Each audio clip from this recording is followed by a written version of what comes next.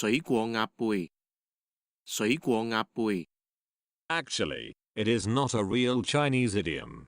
It is a translation of an English idiom, water off a duck's back.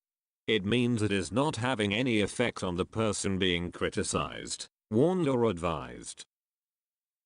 For example, 我叫佢做完功課先至去玩，但係佢水過鴨背冇聽我講。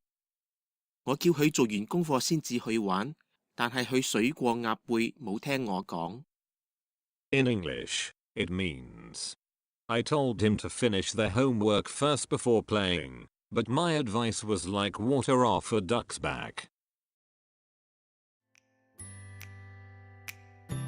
Don't forget to like, comment, share and subscribe to my channel. Thank you. See you next time.